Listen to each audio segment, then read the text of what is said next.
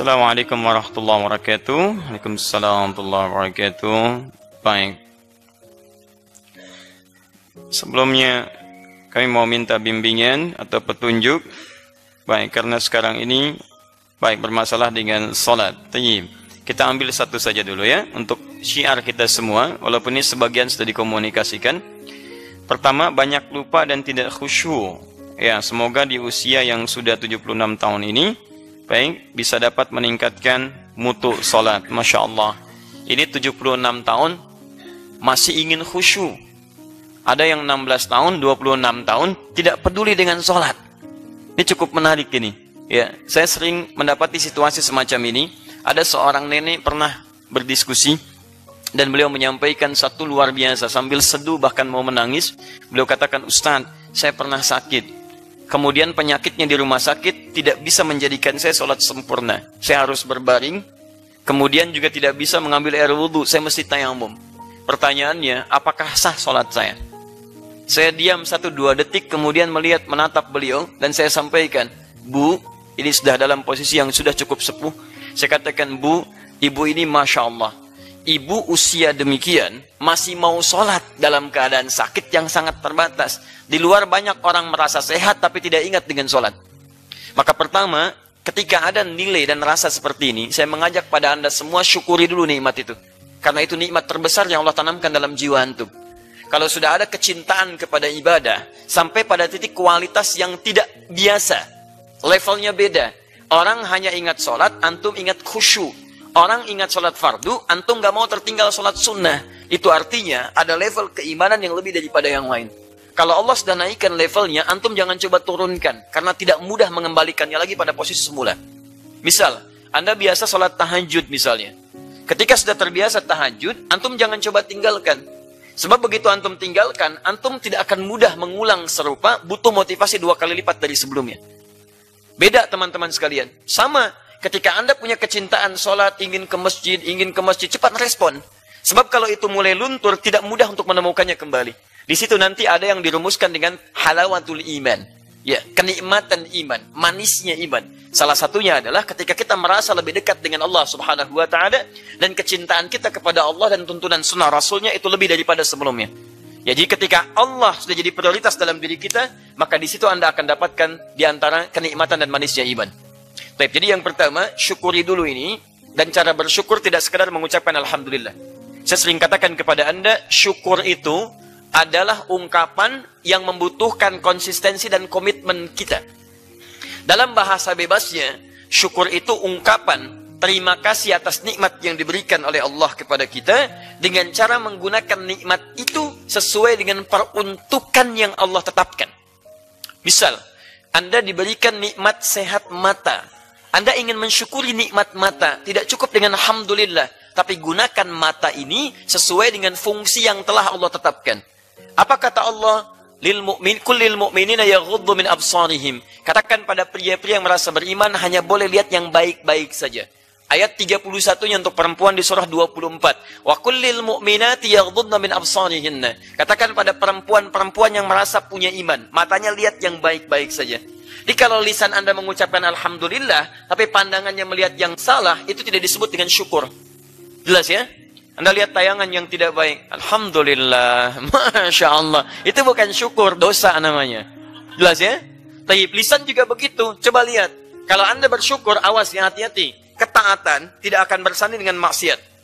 Taat tidak akan pernah bersanding dengan maksiat. Karena baik tidak akan bertemu dengan yang buruk. Baik dengan baik, buruk dengan buruk. Itu sudah rumus dan fitrah dalam kehidupan. Quran surah ke-24 ayat 26. Al-khabithatu lil-khabithina, wal-khabithuna lil-khabithat, wat-tayyibatu lit-tayyibina, wat-tayyibuna lit-tayyibat. Baik ketemu baik, buruk ketemu buruk. Jadi, maaf, taat itu baik, maksiat itu buruk. Jadi taat gak akan bersanding dengan keburukan. Misal, sholat itu taat, mencela itu maksiat. Makanya kalau orang sholatnya bagus, gak akan keluar celaan di lisannya. Jadi kalau antum sholatnya rajin tapi gemar mencela orang lain, pasti ada yang salah dalam kualitas sholat antum. Makanya ketika sholat benar, disebut di Quran surah 29 ayat 45. Inna sholata tanha anil fahsya'i wal munkar. Di fahsya nggak akan keluar, mungkar nggak akan nampak. Jadi kalau sholat yang antum kerjakan belum mencegah dari perbuatan keji dan mungkar, ada yang salah dalam sholatnya. Pasti itu. Langkah kaki orang ke masjid, tidak akan pernah digunakan pada yang maksiat. Jadi mustahil kaki digunakan untuk sholat, keluar dari masjid pakai sendal orang. Itu mustahil. Keluar dari masjid ngangkut barang orang. Itu mustahil. Keluar dari masjid, bahkan di dalam masjid ngambil snack orang. Itu mustahil. Jadi teman-teman sekalian, tolong lihat baik-baik bahwa taat tidak akan bersanding dengan maksiat. Ketika taatnya itu tinggi, artinya maksiat ditekan dalam diri antum. Dan antum tidak bisa mengelabui diri sendiri. Terlebih mengelabui Allah subhanahu wa ta'ala. Hanya orang munafik yang coba mewujudkan itu, tapi dianggap oleh Allah tidak akan pernah berhasil. Quran surah kedua, Al-Baqarah ayat ke-9. Yakhadi'un Allah walladzina amanu, wa ma yakhda'una illa anfusahum. Wa ma yash'urun. Mereka mencoba mengelabui Allah dan orang beriman. Di orang beriman itu nggak bisa ditipu orang munafik. Nggak bisa. Walaupun dia bawa nilai Islam misalnya. Ada teori dalam Islam bahwa ini bukan penyimpangan. Ini adalah fitrah dalam kehidupan. Nggak bisa. Nggak bisa. Itu jangankan kepada hati, ke akal kita nggak masuk. Jangankan ke akal, ke telinga nggak akan nembus. Nggak akan bisa masuk. Ya. Wa ma yash'urun. Tapi mereka nggak sadar kalau mereka melakukan sesuatu yang salah. Di pertama, kita bersyukur bahwa dalam segala hal kehidupan masih ada kalimat-kalimat ini untuk menjadi contoh buat kita. Saya bacakan supaya kita jadi ukuran. Ini beliau 76 tahun sudah berada di level itu. Antum yang sekarang sedang meniti kehidupan dalam pertengahan usia atau yang kita dapati saat ini, kita berada di level yang mana? Maksud saya, kalau sekiranya Allah Subhanahu wa taala mewafatkan kita, usahakan naikkan level pada tingkatan yang tadi Nabi turunkan teorinya sampai meningkat keimanan kita di Allah Subhanahu wa taala. Kita jawab dulu yang pertama. Saya suka lupa dalam sholat. Baik, lupa itu dibagi dua. Secara umum dulu ya. Saya belum masuk ke sholat, tapi secara umum. Tolong nanti uraian yang saya sampaikan, antum lihat baik-baik secara sempurna. Karena sekarang ada yang hobi motong-motong video. Itu yang bermasalah. Ya. Yang anehnya kemudian dipotong, sebarkan itu di akhir lah. Saya coba tunjukkan beberapa siklusnya. Yang itu kita abaikan saja. Buang-buang energi. Ya. Sekarang juga kalau dibahas, habis waktu kita. Baik, kita kembalikan ke sini. Pertama, lupa dibagi dua. Ya. Pertama ada lupa yang sifatnya positif. Memang bagian dari fitrah kehidupan. Diberikan lupa oleh Allah sebagai anugerah. Karena itu disebut kita insan. Insan disebutkan 65 kali di Quran, di 63 ayat, di 43 surah yang berbeda. Kata Ibnu Abbas radhiyallahu taala anhuma, termasuk dalam Ibnu Manzur di kitabnya Lisanul Arab menyebutkan summiyal insanu insanan. Manusia disebut dengan insan. Kenapa? Minan nisyan, dari kata nisyan, akar katanya nasya, lupa. Li'annahu 'indama 'uhida ilaihi fanasya. Karena ketika dia punya perjanjian dengan Allah, kadang dia lupa dengan perjanjian itu. Bukankah antum berjanji ingin menjadikan Allah sebagai Rabb? Quran surah 7 ayat 172. Alastu bi rabbikum wa idh akhadha rabbuka min bani adama min dhuhurihim dhurriyyatahum wa ashhadahum ala anfusihim alastu bi rabbikum qalu bala syahidna. Kami berjanji ya Allah menjadikan kau sebagai Rabb. Rabb itu bukan berarti maaf Tuhan saja, ada konsekuensi. Tuhan yang dipatuhi perintahnya, Tuhan yang disembah dengan segala keagungannya, Tuhan yang diakui segala kemuliaannya, Tuhan yang diakui segala perawatannya, muncul rububiyah, sifat ketuhanannya disebut dengan uluhiyah. Tuhan yang dipanggil ketika kita memiliki kebutuhan-kebutuhan, ada asma wa sifatnya, dengan turunan yang lainnya. Nah sekarang persoalannya, maaf, kadang kita lupa di antara turunan-turunan ini. Katanya, mohon izin, Anda mau patuh kepada Allah, tapi dipanggil sholat belum datang juga. Katanya patuh kepada Allah. Kata Allah jangan sombong, sombong juga. Jangan dusta, masih dusta juga. Coba sampai dengan usia sekarang, berapa kali Anda pernah berdusta dalam kehidupan? Silahkan cek. Dusta pada orang tua, dusta pada pasangan hidup, dusta pada anak-anak. Kadang lupa kita. Kadang lupa, karena itu disebut dengan insan. Punya perjanjian, tapi kadang lupa. Dan di antara sekian yang lupa ini, teman-teman sekalian, ada yang sifatnya anugerah, memang bawaan. Kenapa? Untuk meringankan beban kehidupan kita. Bayangkan kalau antum masih ingat dari sejak lahir sampai sekarang. Wah, bisa gila itu. Luar biasa, betul. Semua diingat. Dari mulai hari sampai sekarang. Apa yang dilihat keingat. Apa ini keingat. Teman-teman sekarang, kalau tidak ada lupa, luar biasa. Seorang ibu yang tidak pernah lupa sakitnya melahirkan, gak mau lahiran lagi. Betul, antum yang tidak pernah lupa dengan suatu kejadian yang sulit, berat. Bagaimana menjalani kehidupan itu? Muncul lagi, muncul lagi, muncul lagi. Lihat pohon ada bayangan, keingat gitu kan. Lihat ini ada macam-macam keingat. Kalau tidak dibuat berikan lupa sebagai anugerah, itu tidak mudah mendapatkan keinginan dalam kehidupan. Itu sifatnya anugerah. Tapi ada yang kedua, maaf, lupa yang bersanding dengan kesalahan. Penyebabnya bisa dua. Satu karena setan, yang kedua karena maksiat. Ya, satu karena setan, yang kedua karena maksiat. Tayyib, yang karena setan, kita lihat misalnya uraian Nabi sallallahu alaihi wasallam termasuk dalam hadis riwayat Abu Daud. Teman-teman lihat gini, fokus baik-baik. Ketika seseorang sudah mulai bertakbir, dia mulai bertakbir, kata Nabi, fayaqulu syaitan, maka setan akan mulai membisikkan, mengatakan pada benaknya, udhkur kadza, udhkur kadza. Kamu ingat ini ya, ingat ini ya, ingat ini ya. Nanti kalau nggak percaya, silahkan waktu mau sholat isya. Anda kalau belum takbir, itu bisa fokus kita. Tapi ketika mulai takbir, Allahu Akbar, tiba-tiba mulai ingat macam-macam. Silahkan kalau nggak percaya, ingat motor diparkir di mana, ingat mobil begini, ingat kunci begini, ingat handphone belum dijawab. Bahkan materi saya sekarang pun, itu Anda bisa ingat. Hati-hati, nanti ada yang membisikkan begini-begini, kata Ustaz Adi, itu setan. Setan dia bisikan, ingat ini, ingat ini, ingat ini. Kata Nabi, hatta la yash'ural musalli kam rak'atan yusalli. Sampai ada orang sholat, dia tidak sadar berapa rakaat sedang menunaikan sholatnya. Pernah mengalami itu?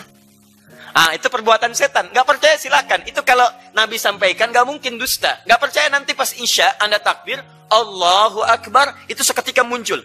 Begini, begini, begini, begini. Sampai titik ketika Anda sedang sujud, ruku atau gerakan yang lain, tiba-tiba Anda baru sadar, berapa rakaat saya sholat ini? Paham ya? Nah, ini faktor yang pertama, itu gangguan dari setan. Gangguan dari setan. Itu kalau dibawa ke dalam konteks sholat tadi. Ya, kita langsung spesifik pada jawabannya. Allah. Kadang ada dalam konteks kegiatan, ada konteks ibadah yang lain, dibikin lupa kalau seharusnya zakat keluar hari ini. Dibikin lupa kalau antum harusnya menunaikan ibadah ini. Dibikin lupa ketika antum sedang menghafal Al-Quran. Ini karena konteks pertanyaan sholat, kita fokuskan. Dibikin lupa ketika antum mulai bertakbir dalam sholat, sampai tidak sadar berapa rakaat antum sedang menjalaninya. Paham ini satu? Baik. Dua, ada lupa karena maksiat. Lupa karena maksiat. Awas, hati-hati ya. Hati-hati teman-teman sekalian.